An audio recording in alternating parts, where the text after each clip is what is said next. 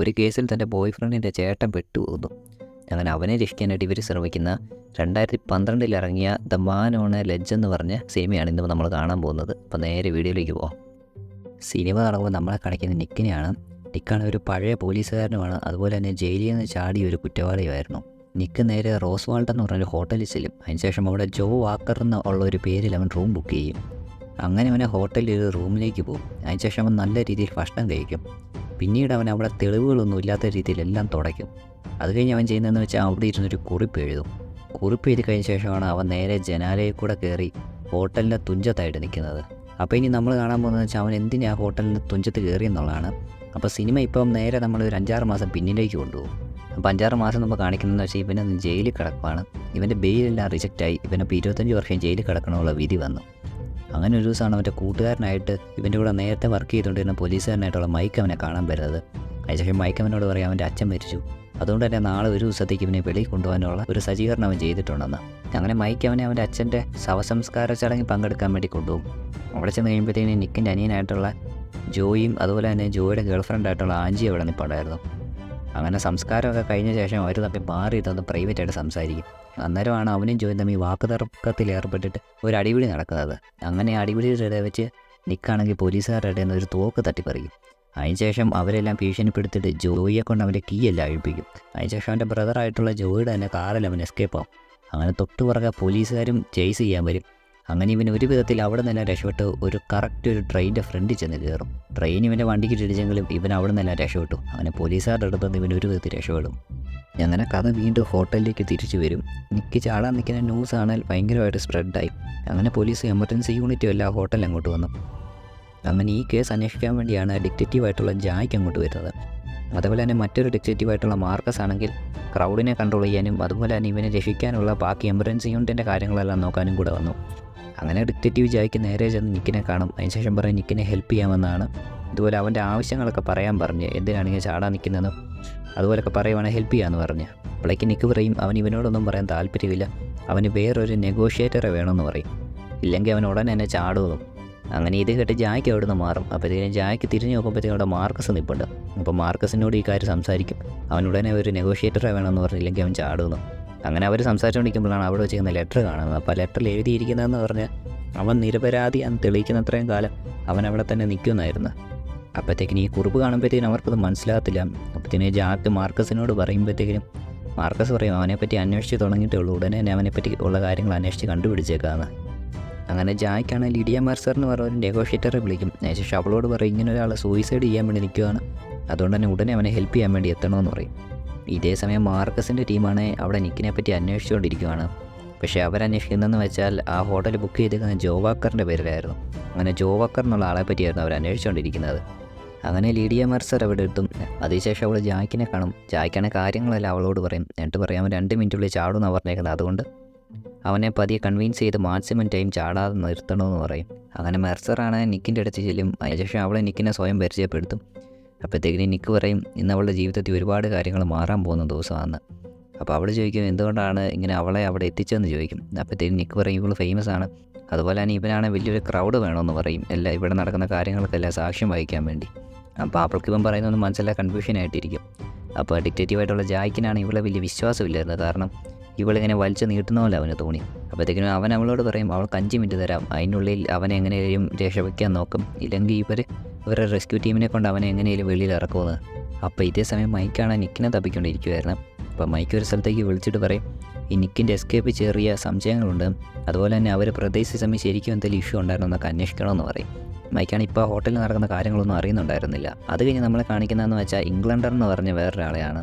അവനിപ്പോൾ നിൽക്കുന്ന ഹോട്ടലിൻ്റെ ഓണറാണ് ഇംഗ്ലണ്ടർ. അപ്പോൾ ഇംഗ്ലണ്ടർ എന്ന് പറഞ്ഞാൽ ആ സിറ്റിയിലെ തന്നെ ഏറ്റവും വലിയ കോടീശ്വരനാണ്.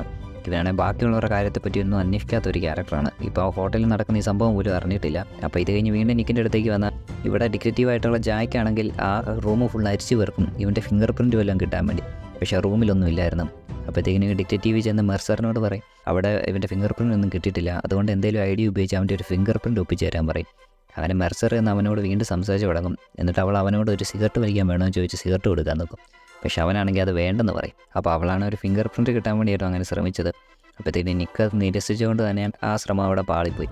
അപ്പോൾ ഈ സമയത്താണ് അവൾ അവനോട് പറയുന്നത്, ഇവനിവിടെ നിൽക്കുന്നതെന്ന് പറഞ്ഞാൽ സൂയിസൈഡ് ചെയ്യാനല്ലെന്ന് അവൾക്കറിയാം.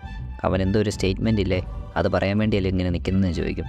എന്നിട്ട് അവൾ പറയും, ഈ താഴെ നിൽക്കുന്ന ക്രൗഡൊന്നും ഇവനെ മൈൻഡ് ചെയ്തില്ലെങ്കിലും അവൾ അവനെ മൈൻഡ് ചെയ്യുന്നുണ്ട്, അതുകൊണ്ട് അവളോട് കാര്യങ്ങൾ പറഞ്ഞോളാൻ പറയും. അപ്പോൾ ഈ സമയത്താണ് നിക്കിന് അവൻ്റെ ബ്രദറായിട്ടുള്ള ജോയിയും അതുപോലെ തന്നെ ജോയിയുടെ ഗേൾഫ്രണ്ടായിട്ടുള്ള ആൻജിയും വിളിക്കുന്നത്. അവർ രണ്ടും ആ ഹോട്ടലിൽ താഴെ വന്നിട്ടുണ്ടായിരുന്നു. അപ്പോഴാണ് നമുക്ക് പിടികിട്ടുന്നത് ഇവർ 3 പേരും ടീമായിരുന്നു. അന്ന് നിക്ക് രക്ഷപ്പെട്ടത് തന്നെ ഇവർ 3 പേരും പ്ലാൻ ചെയ്തായിരുന്നു. അപ്പോഴത്തേക്കും നിക്കാണ് മെർസറിനെ ഡൗട്ട് തീർക്കാതിരിക്കാൻ വേണ്ടി പതിയെ മെർസറിനെ ഒഴിവാക്കി വിടുകയും അവൾ ഒഴിവാകുന്ന അതേ സമയത്ത് തന്നെ പെട്ടെന്ന് ഇവൻ്റെ അനിയനോട് സംസാരിക്കുകയും ചെയ്യും. അപ്പോൾ മെർസർ വന്നതുകൊണ്ട് തന്നെ ഈ ന്യൂസ് പെട്ടെന്ന് കത്തിപ്പടർന്ന് മീഡിയാസൊക്കെ ഒരുപാട് വന്നായിരുന്നു. അങ്ങനെ മെർസറും ഡിറ്റക്റ്റീവായിട്ടുള്ള ചാക്കും തമ്മിൽ സംസാരിക്കുകയാണ്. ജായ്ക്കിനാണ് നിക്കിനെ പറ്റി ഒരു ഡീറ്റെയിൽസും കിട്ടാത്തതുകൊണ്ട് വളരെ സംശയമായിട്ടിരിക്കുമായിരുന്നു. നിക്കാണ് കള്ളപ്പേരിൽ കയറിയോണ്ട് ആ പേരിലുള്ള ഡീറ്റെയിൽസ് ആയിരുന്നു അവർ നോക്കിക്കൊണ്ടിരുന്നത്. ഇതേസമയം നിക്കാണ് തൻ്റെ അനിയനായിട്ടുള്ള ജോയിനെ വിളിച്ചുകൊണ്ടിരിക്കുമായിരുന്നു. ജോയിയും ആൻജിയും കൂടെ തൊട്ട് ഓപ്പോസിറ്റുള്ള ഇംഗ്ലണ്ടറിന് ഒരു പ്രോപ്പർട്ടി കയറാൻ വന്നതായിരുന്നു. അതിൻ്റെ അകത്താണ് ഇംഗ്ലണ്ടർ അവൻ്റെ ഒരുപാട് സാധനങ്ങൾ സൂക്ഷിച്ച് വെച്ചേക്കുന്നത്. നിൽക്കുന്നതിൻ്റെ നേരെ ഓപ്പോസിറ്റ് ആയിരുന്നു ഇംഗ്ലണ്ടറിൻ്റെ ആ പ്രോപ്പർട്ടി.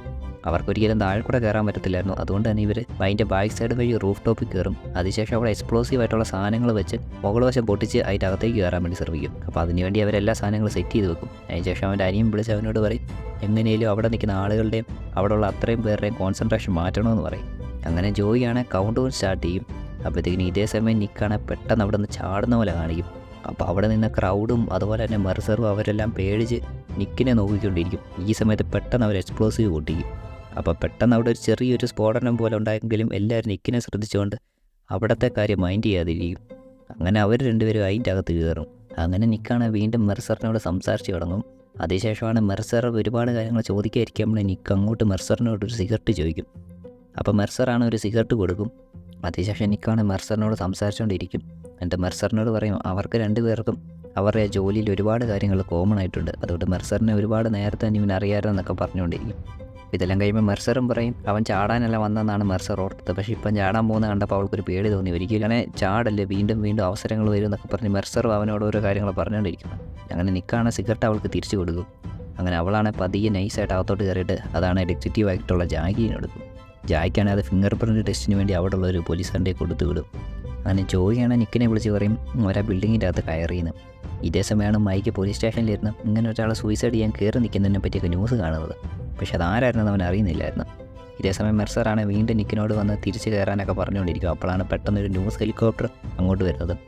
ആ ഹെലികോപ്റ്ററിനെ കാറ്റടിച്ച് പെട്ടെന്ന് നിക്ക് താഴെ വീഴാൻ പോകുന്നല്ലോ. പക്ഷെ അവനാണ് അവിടെ പിടിച്ച് നിൽക്കും. അന്നേരമാണ് മൈക്ക് ടി വിയിൽ നിക്കിൻ്റെ മുഖം കാണുന്നത്. പെട്ടെന്ന് തന്നെ മൈക്കിനൊരു കോൾ വരും, ജോയിയുടെ പേര് ഒരു സ്റ്റോറേജ് യൂണിറ്റ് ഉണ്ടെന്ന് പറഞ്ഞു. അങ്ങനെ മൈക്ക് അങ്ങോട്ട് പോകാൻ വേണ്ടി ഇറങ്ങും. ഇതേ സമയത്ത് ജോയി ആൻജിയുമാണെങ്കിൽ ഇംഗ്ലണ്ടറിൻ്റെ ബിൽഡിങ്ങിൽ കയറി ചെക്ക് ചെയ്തുകൊണ്ടിരിക്കുമായിരുന്നു. ജോയി ആണെങ്കിൽ അവിടുത്തെ സെക്യൂരിറ്റി ക്യാമറാസ് എല്ലാം മറച്ചു വെക്കാനുള്ള പരിപാടി നോക്കും. ഇതേ സമയത്ത് അവളാണെങ്കിൽ സെൻസറുകളെല്ലാം ശ്രദ്ധിക്കും. അന്നേരമാണ് ആൻജി അവിടെ ഒരു സെൻസർ ഇരിക്കുന്നത് കാണുന്നത്. അങ്ങനെ അത് ആക്ടിവേറ്റ് ആക്കാതിരിക്കാൻ വേണ്ടി അവർ 2 മിനിറ്റത്തേക്ക് മാറി നിൽക്കും. അതിനുശേഷം നിക്കിനെ വിളിക്കാമെന്ന് തീരുമാനിക്കും.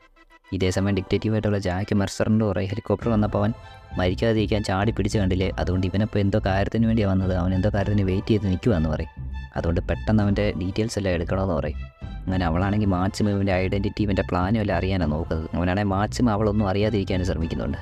അങ്ങനെ അവളോട്ട് സംസാരിച്ചുകൊണ്ടിരിക്കുന്ന സമയത്താണ് ജോയ് വീണ്ടും വിളിക്കുന്നത്. ഈ പ്രാവശ്യം ജോയ് വിളിച്ചതെന്ന് പറഞ്ഞാൽ എങ്ങനെയാണ് സെൻസർ ഡീആക്ടിവേറ്റ് ചെയ്ത് അതിൻ്റെ അകത്ത് കയറാമെന്നറിയാൻ വേണ്ടിയാണ്. അപ്പം നിക്കിന് സ്ട്രൈറ്റ് ആൻസർ പറയാൻ പറ്റത്തില്ല. അതുകൊണ്ട് നിക്കാണെങ്കിൽ അവളോട് പറയുന്ന രീതിയിൽ ഓരോരോ ക്ലൂ അവർക്ക് കൊടുത്തുകൊണ്ടിരിക്കും. ജോയ്ക്കാണ് ഒന്നും മനസ്സിലാകത്തില്ല, പക്ഷേ ആൻജിക്ക് അത് കേൾക്കുമ്പോൾ തന്നെ ഏകദേശം പിടികിട്ടും. അങ്ങനെ ആൻജി ജോയിയോട് പറയാതെ ഹീറ്റ് സെൻസറാണ്, അതുകൊണ്ട് അത് കൂൾ ചെയ്യാനാവും പറയുന്നതെന്ന്.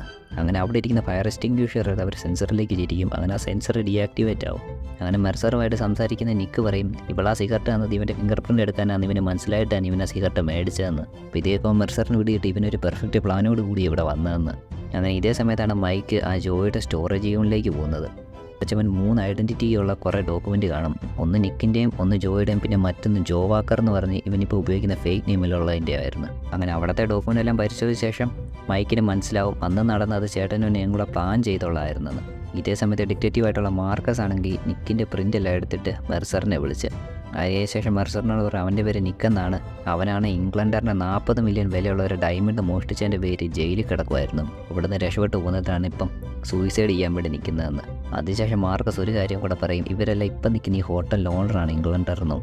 അപ്പോൾ മെർസറിന് നിക്കിൻ്റെ പാർട്ണറായിട്ടുള്ള മൈക്കിനെ പറ്റി അറിയും. അങ്ങനെ മൈക്കിനെ അവൾ വിളിക്കും. എന്നിട്ട് ഇവിടെ നടക്കുന്ന കാര്യങ്ങളും ഇവിടുത്തെ സിറ്റുവേഷനെ കുറിച്ചെല്ലാം പറയും. ഇതേ സമയം മൈക്കാണെങ്കിൽ അവിടെ നിന്ന് കിട്ടിയ ഡോക്യുമെൻസും ഫയൽസും എല്ലാം കത്തിച്ചുകൊണ്ടിരിക്കുമായിരുന്നു. മാർക്കസാണ് ഇംഗ്ലണ്ടിൻ്റെ ആളായിരുന്നു. അവൻ ഉടനെ തന്നെ ഇംഗ്ലണ്ടിൻ്റെ സെക്യൂരിറ്റിയെ വിളിച്ച് കാര്യങ്ങളെല്ലാം പറയും. ഉടനെ തന്നെ ഓപ്പോസിറ്റ് ബിൽഡിങ്ങിലെ വാലറ്റ് ചെക്ക് ചെയ്യണം, അവരവിടെ മോഷ്ടിക്കാനായിരിക്കും മിക്കവാറും പ്ലാനെന്ന്. ഇതേസമയം ജോയി ആഞ്ചാണെങ്കിൽ കറക്റ്റ് വാലറ്റിൻ്റെ തൊട്ട് ഫ്രണ്ടിലായിട്ടാണ്. അങ്ങനെ മെർസറാണെങ്കിൽ വീണ്ടും നിക്കിനെ കാണാൻ വരും. എന്നിട്ട് ചോദിക്കും, നീ കാണിക്കുന്നതിൻ്റെയൊക്കെ യഥാർത്ഥ ഉദ്ദേശം എന്നാന്ന് ചോദിക്കും. അപ്പോഴത്തേക്കും നിക്ക് പറയും, അവൻ ഇന്നസെൻ്റ് ആണെന്ന് തെളിയിക്കണമെങ്കിൽ മെർസറിൻ്റെ സഹായം വേണം. ഇംഗ്ലണ്ടർ തന്നെയാണ് ആ ഡയമണ്ട് അടിച്ചു മാറ്റിയത്, എന്നിട്ട് ഇവൻ്റെ തലയ്ക്ക് വെക്കുകയെന്ന് പറയും. പക്ഷേ അവൾക്കാണെങ്കിൽ അവനെ വിശ്വാസമില്ലായിരുന്നു. അപ്പോഴത്തേക്കിന് നിക്ക് പറയും, ഇന്നാണ് ഇവിടെ ഒരു ഡയമണ്ട് എക്സ്ചേഞ്ച് നടക്കാൻ പോവുക. അതിനുവേണ്ടി ഇച്ചിരി കഴിയുമ്പോഴത്തേക്കും ഇംഗ്ലണ്ടർ എന്ന ഡയമണ്ട് എടുക്കുക സംശയമുണ്ട് ഒരു ടീമിനെ വിടാൻ വേണ്ടി. അത് കഴിഞ്ഞ് നിക്ക് നോക്കുമ്പോഴാണ് കാണുന്നത് ഇംഗ്ലണ്ടിൻ്റെ സെക്യൂരിറ്റി എല്ലാം ആ ബിൽഡിങ്ങിലേക്ക് പോകുന്നത്. അങ്ങനെ നിക്ക് പെട്ടെന്ന് അവൻ്റെ കയ്യിരിക്കുന്ന പൈസയെല്ലാം താഴോട്ട് എറിയാൻ തുടങ്ങും. അങ്ങനെ ക്രൗഡെല്ലാം അവിടെ വന്ന് കൂടി അവിടെ ഒരു ചെറിയ തിക്ക് തിരക്കുമാവും. അപ്പോൾ ഇതേ സമയത്താണെങ്കിൽ ആൻജി ആണെങ്കിൽ അവിടെ ഒരു ക്യാമറ സെറ്റ് ചെയ്ത് വെക്കും. കാരണം അവർ വന്ന് അവിടെ പാസ്വേഡ് അടിക്കുന്നത് കാണാൻ വേണ്ടി. ഇതേ സമയം ജോയി ആണെങ്കിൽ പോയി ഒളിക്കാനുള്ള സ്ഥലവും കണ്ടുപിടിക്കും. അങ്ങനെ ആ സെക്യൂരിറ്റി സെവറിനെ തൊട്ട് മുമ്പായിട്ട് അവരൊരു റൂഫിൻ്റെ തൊട്ട് മുകളിലായിട്ട് ആൻജിയും ജോയിയും കയറിയിരിക്കും. ഇതേസമയം മാർക്കസാണ് ഇംഗ്ലണ്ടിനോട് നിക്കിനെ പറ്റി പറഞ്ഞുകൊണ്ടിരിക്കുകയാണ്. അപ്പോഴത്തേക്കിന് ഇംഗ്ലണ്ടാണ് ദേഷ്യം വന്നിരിക്കുകയാണ്. ഇംഗ്ലണ്ട് അവനോട് പറയും, ഇന്ന് തന്നെ എക്സ്ചേഞ്ച് നടക്കുന്ന ദിവസം നിക്ക് ഈ സ്ഥലം ചൂസ് ചെയ്തത് വെറും കോയിൻസിഡൻസ് അല്ല, അവനാണെങ്കിൽ ഇംഗ്ലണ്ടിനെ തേടി പിടിച്ച് വന്നതാണെന്ന്. അപ്പോൾ മാർക്കസ് പറയും, ഒന്നുകൊണ്ടും പേടിക്കേണ്ട, അവൻ്റെ കാര്യം ഇവന് വിട്ടേക്കാൻ പറയും. അപ്പോഴത്തേക്കിന് ഇംഗ്ലണ്ടറിന് തിരിച്ച് ഭീഷണിപ്പെടുത്തും. അവനെ അങ്ങ് ഒഴിവാക്കി തന്നില്ല, മാർക്കസിൻ്റെ ലൈഫ് ഫുള്ള് സ്പോയിൽ ചെയ്യുമെന്ന് പറഞ്ഞ്. അങ്ങനെ ഇതേ സമയം ഇംഗ്ലണ്ടിൻ്റെ പ്രോപ്പർട്ടിയിലാണ് സെക്യൂരിറ്റി ഗാർഡ്സ് എല്ലാം വാലറ്റിൻ്റെ അങ്ങോട്ട് കയറിയായിരുന്നു. അങ്ങനെ അവർ ആ വാലറ്റിൻ്റെ കോഡ് അടിച്ച് അതിൻ്റെ അകത്ത് കയറും. അങ്ങനെ അവനവിടെ ചെക്ക് ചെയ്യുമ്പോൾ അവിടെ ഒരു പ്രശ്നമില്ലായിരുന്നു, ഒന്നും പോയിട്ടില്ലായിരുന്നു. അങ്ങനെ അവൻ മാർക്കസിനോട് ഈ കാര്യങ്ങളെല്ലാം പറയും. അങ്ങനെ ഇച്ചിരി കഴിയുമ്പോഴത്തേന് സെക്യൂരിറ്റി ഗാർഡ്സിൽ അവിടെ നിന്ന് ഇറങ്ങിപ്പോരും. മാർക്കസാണ് ഈ സമയം ആ ഹോട്ടൽ റൂമിലേക്ക് ഇരുന്ന് മെർസറിന് ഒരു 15 മിനിറ്റ് കൊടുക്കും. എന്നിട്ട് പറയും, 15 മിനിറ്റുള്ളിൽ നിക്കിനെ വെളിയിൽ ഇറക്കിയില്ലെങ്കിൽ ഇവൻ്റെ ടീമിനെ വിട്ട് നിക്കിനെ പിടിക്കുമെന്ന് പറയും. ഈ സമയം മൈക്കാണെങ്കിൽ പെട്ടെന്ന് ആ ഹോട്ടലിലേക്ക് വരാൻ വേണ്ടി നല്ല ഫാസ്റ്റ് കാർ ഓടിച്ച് വന്നുകൊണ്ടിരിക്കുകയാണ്. അപ്പുറത്ത് ഇംഗ്ലണ്ടിൻ്റെ പ്രോപ്പർട്ടിയിലാണെങ്കിൽ സെക്യൂരിറ്റീസ് പോയതുകൊണ്ട് ജോയി ആൻജിയും ആ ഹൈഡിങ് സ്പോട്ടിൽ നിന്ന് ഇറങ്ങി വീണ്ടും ആ വോൾട്ടിൻ്റെ അടുത്തേക്ക് ചെല്ലും.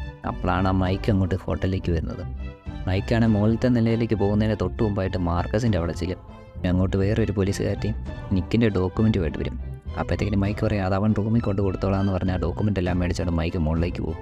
അങ്ങനെ ഡോക്യുമെൻറ്റുമായിട്ട് പോയ മൈക്കാണെങ്കിൽ വേറെ സ്ഥലത്ത് ചെന്നിട്ട് ആ ഡോക്യുമെൻ്റ് എല്ലാം ഒന്ന് വായിച്ച് നോക്കും. അതിനുശേഷം അതിൻ്റെ അകത്തൊന്ന് കുറേ മാറ്റി വെച്ച ശേഷം ബാക്കി വരുന്ന ഡോക്യുമെൻറ്റുമായിട്ട് അവൻ ആ റൂമിലേക്ക് കയറി ചെല്ലും.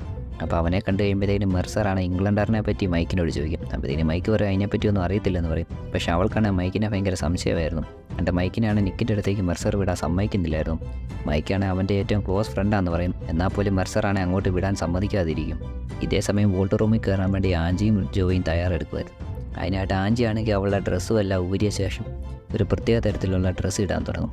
അപ്പോൾ ആ ഡ്രസ്സ് ഇടാൻ പാടുപെടുന്ന കാണുമ്പോഴത്തേക്കിനും ജോയി വന്ന് സഹായിക്കും. അതിനുശേഷം അവളാണ് തൊട്ടുമടയിലുള്ള റൂഫ് കൂട്ടൊരു സ്ഥലത്തോടെ കയറി പതിയെ എഴഞ്ഞ് വോൾട്ട് റൂമിലേക്ക് ചെല്ലും. അങ്ങനെ വോൾട്ട് റൂമിൽ ചെന്ന ശേഷം അവൾക്ക് സെക്യൂരിറ്റി സിസ്റ്റമാണ് ക്ലോസ് ചെയ്യണമായിരുന്നു. അതിനാണ് നിക്കിൻ്റെ ഹെൽപ്പ് വേണം. അങ്ങനെ ആൻജി ആണെങ്കിൽ നിക്കിനെ വിളിക്കും. അതിനുശേഷം ഇതിൻ്റെ അകത്ത് എന്താ ചെയ്യേണ്ടതെന്ന് ചോദിക്കും. അപ്പോഴത്തേക്കും നിക്ക് അതിൻ്റെ അകത്തൊരു വയർ കട്ട് ചെയ്യുക ചെയ്യേണ്ടതെന്ന്. അങ്ങനെ ഏത് വയറാണെന്നറിയാതിരിക്കും. പക്ഷേ നിക്ക് പറയുന്നതൊക്കെ വെച്ച് അവൾ കറക്റ്റ് വയർ തന്നെ കട്ട് ചെയ്യും. ഇതേ സമയത്താണ് ജായ്ക്കാണെങ്കിൽ അവിടെ ഒരു ബോംബിൻ്റെ പ്ലാൻ വരച്ച് വെച്ചേക്കുന്നത് കാണുന്നത്. അതാണ് നിക്ക് അവിടെ വരച്ച് വെച്ചതായിരുന്നു. ഇതേ സമയത്ത് തന്നെ ജായ്ക്കിനാണെങ്കിൽ മാർക്കസിൻ്റെ അടുത്തു നിന്ന് മുകളിൽ ടീം റെഡിയാ എന്നുള്ള കോൾ വന്നായിരുന്നു. അപ്പോൾ ജായ്ക്കാണെങ്കിൽ അത് മെർസറിനോട് പറയും. അപ്പോൾ മെർസറാണെങ്കിൽ മാർക്കസിനോട് ഇതിൻ്റെ പേര് ഉടക്കം ഉണ്ടായിക്കൊണ്ടിരിക്കും. കാരണം ഇവൻ നിരപരാധിയാണോ എന്താണെന്നൊക്കെ തെളിയിക്കേണ്ട കേസ് ഇവർ ഉത്തരവാദിത്തമാണെന്നൊക്കെ പറയും. പക്ഷേ ജായ്ക്കും മാർക്കസുമാണ് ഇതൊന്നും കേൾക്കുന്നില്ലായിരുന്നു. അപ്പോഴത്തേക്കിനും ആര് ഇവളെ മൈൻഡ് ആക്കുന്നെന്നുള്ള കാര്യം ഇവൾക്ക് മനസ്സിലാകുമ്പോഴത്തേക്കിനും ഇവളൊന്നും നോക്കത്തില്ല. നിക്കിനൊപ്പം തന്നെ ഇവളും അങ്ങോട്ട് ഇറങ്ങി നിൽക്കും. ഇതേ സമയം ആൻജി ആ സെൻസർ ഓഫ് ആക്കിക്കൊണ്ട് ജോയി ആണെങ്കിൽ അത് ഡ്രില്ല് ചെയ്ത് ആ വോൾട്ട് തന്നെ തുറക്കാനുള്ള ശ്രമം നടത്തിക്കൊണ്ടിരിക്കുമായിരുന്നു. അങ്ങനെ അവർ ആ വോൾട്ട് തുറക്കും. അങ്ങനെ അവർ ആ ഇംഗ്ലണ്ടറിൻ്റെ ഫുൾ സമ്പാദ്യം കാണും. അവരാണെങ്കിൽ ആ മോണാർക്ക് ഡയമണ്ട് ആയിരുന്നു നോക്കിക്കൊണ്ടിരുന്നത്. അങ്ങനെ ഇവർ എത്ര അരിച്ച് പിറക്കിട്ട് ഡയമണ്ട് കാണുന്നില്ലായിരുന്നു. അങ്ങനെ അവർ നിക്കിനെ വിളിച്ച് കാര്യം പറയും. അപ്പോഴാണ് മെർസർ നിക്ക് ജോയിയോട് സംസാരിക്കുന്നത് കാണുന്നത്. എന്നിട്ട് നിക്ക് ജോയിയോട് പറയും, ഡയമണ്ട് ആ വോട്ടിലില്ലെങ്കിൽ പ്ലാൻ ബി എടുക്കാൻ പറയും. പ്ലാൻ ബി എന്ന് പറഞ്ഞാൽ അവിടുത്തെ അലാറം അടുപ്പിച്ച് അവിടെ ഉള്ളവരെല്ലാം അലേർട്ടാക്കുമെന്നായിരുന്നു. അങ്ങനെ ജോയി അലാറം അടുപ്പിച്ച് അവിടെ ഉള്ളവരെല്ലാം അലേർട്ടാക്കും. അങ്ങനെ അലേർട്ട് സൗണ്ട് കേൾക്കുന്ന ഇംഗ്ലണ്ടറുടെ സെക്യൂരിറ്റീസും എല്ലാം കൂടെ ആ വാലറ്റ് റൂമിലേക്ക് വരും. അപ്പോൾ അവൻ നോക്കുമ്പോൾ ഡയമണ്ട് അതിൻ്റെ തിരിപ്പുണ്ടായിരുന്നു. അപ്പോൾ അതിൻ്റെ അകത്തിരിക്കുന്ന സേഫ് എല്ലാം തോന്നിച്ച് അവൻ ആ ഡയമണ്ട് അവൻ്റെ കയ്യിൽ തന്നെ എടുത്ത് പിടിക്കും. അതിനുശേഷം സെക്യൂരിറ്റീസുകാരൻ്റെ ഇവിടെ അവൻ തിരിച്ചു പോരും. അങ്ങനെ ഈ സമയം മെർസറാണ് ഫ്ലാറ്റിൻ്റെ സൈഡിൽ തിരിച്ച് റൂമിലേക്ക് കയറും. അതിനുശേഷം യാന്ന് പേരുള്ള ഡിറ്റക്റ്റീവിനെ വിളിച്ച് അന്വേഷിക്കാൻ തുടങ്ങും. അങ്ങനെ മെർസർ ഫോണും വിളിച്ച് പോയിക്കൊണ്ടിരിക്കുമ്പോൾ ജായ്ക്കാണ് ആ കഥകിൻ്റെ അവിടെ ആയിട്ടായിരുന്നു നിൽക്കുന്നത്. മൈക്ക് വെട്ടാൻ ജായ്ക്കിനെ തള്ളിയിട്ട ശേഷം ആ റൂമിൻ്റെ അകത്തേക്ക് കയറും. അങ്ങനെ അവൻ ചെന്ന് നിക്കിനോട് സംസാരിക്കാൻ തുടങ്ങും. അങ്ങനെ മൈക്ക് നിക്കിനോട് പറയും അവന് നിക്കിനെ ഹെൽപ്പ് ചെയ്യാൻ പറ്റുമെന്ന് പറയും. അപ്പോഴത്തേനും നിക്ക് പറയും ഇനി അതിൻ്റെ ആവശ്യമില്ല, കാരണം അവിടെ നിൽക്കുന്ന ആ ടീമെല്ലാം കൂടെ യാന്ന് പറഞ്ഞ ഡിറ്റക്റ്റീവിനെ വിളിച്ചു തുടങ്ങിയിരുന്നു. പെട്ടെന്ന് മൈക്ക് നെർവസ് ആയിട്ട് ജനലിൽ അവിടെ നിറങ്ങി നിക്കിനെ പിടിക്കാൻ വേണ്ടി തുടങ്ങും. ഇതേ സമയത്താണ് മാർക്കസ് അവൻ്റെ ടീമിനോട് നിക്കിനെ പിടിക്കാൻ വേണ്ടി പറയുന്നത്. അപ്പോഴത്തേക്കിനും ആ ടീം വരുന്ന കണ്ട് നിക്ക് അവിടെ നിന്ന് ഓടി രക്ഷപ്പെടാൻ നോക്കും. ഒരു വിധത്തിൽ ആ ടീമിൻ്റെ അടുത്ത് രക്ഷപ്പെട്ട് നിക്ക് ഓടിച്ചെന്ന് ഒരു ക്ലിപ്പിൻ്റെ അപ്പുറത്തുനിന്ന് അപ്പുറത്തെ ക്ലിപ്പിൻ്റെ അങ്ങോട്ട് ചാടും. അതിനുശേഷം അവിടെയുള്ള ജനാല പൊട്ടിച്ച് അവനെ ഒരു റൂമിൻ്റെ അകത്തേക്ക് കയറും. അപ്പോൾ താഴെ നിൽക്കുന്ന ക്രൗഡ് കണ്ട് ഇവിടെ എന്താ നടക്കുന്നതെന്നൊക്കെ പറഞ്ഞ് ക്രൗഡ് ബഹളം ഉണ്ടാക്കി തുടങ്ങുമായിരുന്നു. അങ്ങനെ മാർക്കസിൻ്റെ ടീമാണ് നിക്കിനെ പിടിക്കാൻ വേണ്ടി ആ ഹോട്ടലിൽ കൂടെ അവനെ ഓടിച്ചു തുടങ്ങുമായിരുന്നു. അവനാണെങ്കിൽ പല വഴിയിൽ കൂടെ ഓടി രക്ഷപ്പെടാനും ശ്രമിക്കുമായിരുന്നു. ഇതേ സമയം ഇംഗ്ലണ്ടാണ് ഡയമണ്ട് എടുത്ത് തിരിച്ച് ഓഫീസിൽ വന്നത്. ആണ് ഇംഗ്ലണ്ട് അവിടെ വന്ന് നോക്കുമ്പോഴത്തേക്കും അവിടെ ജോയി ആഞ്ചിയും അവന് വേണ്ടി വെയിറ്റ് ചെയ്യുമായിരുന്നു. അതിനുശേഷം അവർ തോക്ക് കാണിച്ച് അവനെ ഭീഷണിപ്പെടുത്തിയിട്ട് ആ ഡയമണ്ട് അവന് കൊടുക്കാൻ പറയും. അങ്ങനെ അവരുടെ ഭീഷണിക്ക് വഴങ്ങി അവൻ ആ ഡയമണ്ട് കൊടുക്കും. അതിനുശേഷം അവനെയാണെങ്കിൽ അവിടെ വിലങ്ങിലിട്ട ശേഷം അവരവിടെ നിന്ന് പോകും. അങ്ങനെ ജോയി ആഞ്ചി നേരെ ചെല്ലുന്ന റിസപ്ഷനിലേക്കാണ്. റിസപ്ഷനിൽ ചെന്ന ശേഷം അവിടെ ഇരിക്കുന്ന ആൾക്ക് ഈ ബാഗ് കൊടുത്തിട്ട് ഇത് പിടിച്ചോളാൻ പറയും. അങ്ങനെ ജോയി ആഞ്ചി പോയ ശേഷം ആ റിസപ്ഷനിസ്റ്റ് ആണെങ്കിൽ അതിൻ്റെ അകത്തുനിന്ന് ഡയമണ്ട് എടുത്ത് അവൻ്റെ കയ്യിലേക്ക് വെക്കും. ഇതേ സമയം പൂട്ടിയിട്ടേക്കുന്ന ഇംഗ്ലണ്ടാണെങ്കിൽ ഒരു വിധത്തിൽ നിരങ്ങി ഫോൺ എടുക്കും. എന്നിട്ട് നേരെ മാർക്കസിനെ വിളിച്ചിട്ട് പറയും ജോയി ഡയമണ്ടുമായിട്ട് രക്ഷപ്പെട്ടെന്ന്. ഉടനെ മാർക്കസ് അവൻ്റെ ടീമിനോട് പറയും നിക്കാണെങ്കിൽ ബോംബ് വെക്കാൻ വേണ്ടി വന്നതാണ്, അതുകൊണ്ട് അവനെ ഷൂട്ട് ചെയ്ത് കൊന്നേക്കാൻ. ഇതേസമയം മെർസറാണെങ്കിൽ മൈക്കിനെയോ നിക്കിനെയോ കണ്ടുപിടിക്കാൻ വേണ്ടി ആ ഹോട്ടലിൽ കൂടെ സെർച്ച് ചെയ്തുകൊണ്ട് നടക്കുമായിരുന്നു. അപ്പോഴത്തേക്കുമാണ് യാന്ന് പറഞ്ഞ ഡിറ്റക്റ്റീവിൻ്റെ അടുത്തുനിന്ന് ഫോൺ വരുന്നത്. അപ്പോഴത്തേക്കും ആ ഡിറ്റക്റ്റീവ് പറയും ആ ഡിറ്റക്റ്റീവിൻ്റെ അടുത്താണെങ്കിൽ മൈക്കിൻ്റെ മാർക്കസിന് വേണ്ടി ഒരുപാട് തെളിവുകളുണ്ട്, അവർ രണ്ടുപേരുമാണ് നിക്കിനെ ചതിച്ചതെന്ന്. ഇതേസമയം നിക്കിനെ മാർക്കസിൻ്റെ ടീം ചേസ് ചെയ്തുകൊണ്ടിരിക്കുമായിരുന്നു. അവൻ ഒരു വിധത്തിൽ ഒരു കിച്ചണിൻ്റെയൊക്കെ ഒരു സൈഡിലേക്ക് എല്ലും. അവിടെ വെച്ചാണ് റിസപ്ഷനിൽ ഇരുന്ന ആൾ ഒരു ജാക്കറ്റ് അവന് കൊടുക്കുന്നത്, അതിൻ്റെ അകത്ത് ഡയമണ്ട് ഉണ്ടെന്ന് പറഞ്ഞ്. അങ്ങനെ നിക്ക ഡയമണ്ടുള്ള ജാക്കറ്റുമായിട്ട് ഒരു ഡയറക്ഷനിലേക്ക് വിടും. അത് കഴിഞ്ഞ് പോലീസുകാർ വരുമ്പോഴത്തേക്കിനും അയാളാണെങ്കിൽ ഓപ്പോസിറ്റ് ഡയറക്ഷൻ കാണിച്ചു കൊടുക്കുകയും ചെയ്യും. ഇച്ചിരി കഴിയുമ്പോഴത്തേക്കും മാർക്കസിൻ്റെ ടീമാണ് നിക്കിനെ സ്പോട്ട് ചെയ്യും. അതിനുശേഷം ഈ പ്രാവശ്യം അവർ ഷൂട്ട് ചെയ്യാൻ തുടങ്ങും. പക്ഷേ ആണെങ്കിൽ ഓടിച്ചെന്ന് ജനാല വഴി വീണ്ടും അവൻ നിന്ന പഴയ സ്ഥലത്തേക്ക് തന്നെ ഇറങ്ങും. അതിനുശേഷം അവിടെ കാണുന്ന ഒരു സ്ഥലത്ത് പിടിച്ച് അവൻ ഏറ്റവും മുകളിൽ റൂഫിലേക്ക് കയറാൻ വേണ്ടി ശ്രമിച്ചുകൊണ്ടിരിക്കും. ഇതേസമയം മാർക്കസാണ് രക്ഷപ്പെട്ട് പോകാൻ തുടങ്ങിയ ജോയി ആഞ്ചിനെ പിടിച്ചായിരുന്നു. അതിനുശേഷം അവരൊരു സ്ഥലത്ത് പൂട്ടിയിട്ട് ടോർച്ചർ ചെയ്യാൻ തുടങ്ങും ഡയമണ്ടിനെ പറ്റി അന്വേഷിച്ച്. അങ്ങനെ ഇതേസമയം നിക്കാണ് ഒരു വിധത്തിൽ ഹോട്ടലിൻ്റെ റൂഫിലെത്തും. നിക്ക് റൂഫിൽ ചെന്ന ഉടനെ മാർക്കസിൻ്റെ ടീം വന്ന് അവനെ കവർ ചെയ്യും. അപ്പോഴത്തേക്കും മെർസർ ഓടി വന്ന് അവരോട് പിന്തിരിഞ്ഞ് പോകാൻ പറയും. എന്നാൽ അന്നേരം തന്നെ മാർക്കസ് അവിടേക്ക് വന്നിട്ട് മെർസറിനെ അറസ്റ്റ് ചെയ്ത് കൊണ്ടുപോകാൻ പറയും. അത് കഴിഞ്ഞ് മാർക്കസ് അവൻ്റെ ടീമിനോട് പറയും ഇനി തിരിച്ചു വെക്കോ, നിക്കുമായിട്ട് അവൻ നേരിട്ട് സംസാരിച്ചാലോ എന്ന് പറയും. അങ്ങനെ അവൻ്റെ ടീമെല്ലാം പിരിഞ്ഞു പോകും. അവർ പോയ ഉടനെ തന്നെയാണ് ഇംഗ്ലണ്ടർ ജോയിയെ പിടിച്ചുകൊണ്ട് റൂഫിലേക്ക് വരുന്നത്. എന്നിട്ട് നിക്കിനോട് പറയും ജോയിയെ കൊല്ലും, ഇല്ലെങ്കിൽ ആ ഡയമണ്ട് അവന് കൊടുക്കാൻ പറയും. അങ്ങനെ വേറെ വഴിയില്ലാത്തതുകൊണ്ട് നിക്ക് അവൻ ആ ഡയമണ്ട് കൊടുക്കും. പക്ഷേ ആ ഡയമണ്ട് കിട്ടിയ ഉടനെ ഇംഗ്ലണ്ടർ മാർക്കസിനോട് പറയും രണ്ടുപേരെയും കൊന്നേക്കാൻ. അങ്ങനെ ഇംഗ്ലണ്ടർ അവിടെ നിന്ന് തിരിച്ചിറങ്ങിപ്പോകും. അവൻ അറസ്റ്റ് ചെയ്തുകൊണ്ട് കൊണ്ടിരുന്ന മെർസറാണെങ്കിൽ ലിഫ്റ്റ് വെച്ച് അവരെല്ലാം തട്ടിയിട്ട ശേഷം തിരിച്ച് വീണ്ടും റൂഫ് ടോപ്പിലേക്ക് തന്നെ വരും. ഇതേസമയം മാർക്കസാണ് നിക്കിനെ ഭീഷണിപ്പെടുത്തിക്കൊണ്ടിരിക്കുമായിരുന്നു. മാർക്കസാണ് നിക്കിനോട് പറയും ഇപ്പം തന്നെ ആ ഫ്ലാറ്റിൽ നിന്ന് താഴോട്ട് ചാടുക, ഇല്ലെങ്കിൽ അവൻ്റെ ബ്രദറിൻ്റെ താഴോട്ട് തള്ളിയിടുമെന്ന്. പെട്ടെന്നാണ് മൈക്ക് വന്ന് മാർക്കസിനെ വെടിവെക്കുന്നത്. പക്ഷേ മാർക്കസാണ് മരണവെപ്രാളത്തിൽ തിരിച്ചു വെക്കുന്ന വെടിയാണ് മൈക്കിനെ കൊള്ളുകയും ചെയ്യും. നിക്ക് ഓടിച്ചെന്ന് അവനെ എടുക്കാൻ നോക്കും. അപ്പോഴത്തേക്കിനും അവനാണെങ്കിൽ നിക്കിനോട് കൂടെ നിന്ന് ചതിച്ചതിനൊക്കെ മാപ്പ് പറയും. അതിനുശേഷം മൈക്കും മരിച്ചു വീഴും. പക്ഷേ വെടികിട്ടിയ മാർക്കസാണ് വീണ്ടും തിരിച്ചു വന്ന് നിക്കിനെ കൊല്ലാൻ വേണ്ടി നോക്കും. അപ്പോഴാണ് മെർസർ വന്ന് മാർക്കസിനെ വെടിവെച്ച് കൊല്ലുന്നത്. പെട്ടെന്ന് ജോയി നിക്കിനെ വിളിച്ചിട്ട് വേറെ ഇംഗ്ലണ്ട് രക്ഷപ്പെട്ട് പോകാൻ തുടങ്ങുമായിരുന്നു. അപ്പം നിക്ക് എന്ത് ചെയ്യുമെന്ന് ഓർത്തിരിക്കും. അപ്പോഴത്തേന് നിക്കിനാണ് ഇനി നഷ്ടപ്പെടാൻ ഒന്നുമില്ലായിരുന്നു. അതുകൊണ്ട് അവനൊന്നും നോക്കത്തില്ല, ആ റൂഫ് ടോപ്പിൽ നിന്ന് താഴോട്ട് എടുത്ത് ചാടും. അങ്ങനെ അവൻ റൂഫ് ടോപ്പിൽ നിന്ന് താഴെ ചെന്ന് വീഴുന്നതെന്ന് വെച്ചാൽ പോലീസുകാർ ഓൾറെഡി സെറ്റ് ചെയ്ത് വെച്ചിരുന്ന ഒരു എയർ ബലൂണിലേക്കാണ്. എന്നിട്ട് അവൻ ഇംഗ്ലണ്ടറിൻ്റെ പുറകെ തന്നെ ഓടിക്കൊണ്ടിരിക്കും. എന്നിട്ട് ആ ക്രൗഡിൻ്റെ അത്രയും പേരുടെ മുമ്പ് വെച്ച് അവനെ പിടിച്ച് നിർത്തി ചോദ്യം ചെയ്യും. എന്നിട്ട് അവനെ ഇടിച്ചിട്ട ശേഷം അവൻ ആ ഡയമണ്ട് എടുത്ത് ആ ക്രൗഡിനെ ഫുള്ള് കാണിച്ചു കൊടുക്കും. അങ്ങനെ ക്രൗഡിന് സത്യം മനസ്സിലായതുകൊണ്ട് ആ ക്രൗഡെല്ലാം ഇവനെ സപ്പോർട്ട് ചെയ്ത് ഭയങ്കരമായിട്ട് ഒച്ചയും ബഹളം വെച്ചുകൊണ്ടിരിക്കും. പക്ഷേ ക്രൗഡിൻ്റെ സപ്പോർട്ട് കിട്ടിയിട്ടും പോലീസ് അവനെ അറസ്റ്റ് ചെയ്തുകൊണ്ട് പോകും. പിന്നീട് കാണിക്കുന്നതെന്ന് വെച്ചാൽ മെർസർ എന്ന് അവനെ ജയിലിൽ നിന്ന് ഇറക്കിക്കൊണ്ട് വരുന്നതാണ്. അങ്ങനെ അവർ രണ്ടുപേരും ഒരു ബാറിലേക്ക് പോകും. അവിടെ വെച്ചാണ് വലിയൊരു ട്വിസ്റ്റ് കാണിക്കുന്നത്. കാരണം നിക്കിനെ ഇടയ്ക്ക് സഹായിച്ച ഹോട്ടലിൽ എൻ്റെ റിസപ്ഷനിസ്റ്റ് ആയിരുന്നു ഇവൻ്റെ അച്ഛനായിരുന്നു. ഇവൻ്റെ അച്ഛൻ ശരിക്കും മരിച്ചിട്ടില്ലായിരുന്നു, അത് നിക്കിൻ്റെ ഒരു പ്ലാനായിരുന്നെന്ന്. അങ്ങനെ സിനിമയുടെ ഏറ്റവും അവസാനം കാണിക്കുന്നത് വെച്ചാൽ ഇംഗ്ലണ്ടറിൻ്റെ അവിടെ നിന്ന് അടിച്ചു മാറ്റി ഒരു റിങ്ങും വെച്ച് ജോയി ആഞ്ചിനെ പ്രപ്പോസ് ചെയ്യുന്നതാണ്.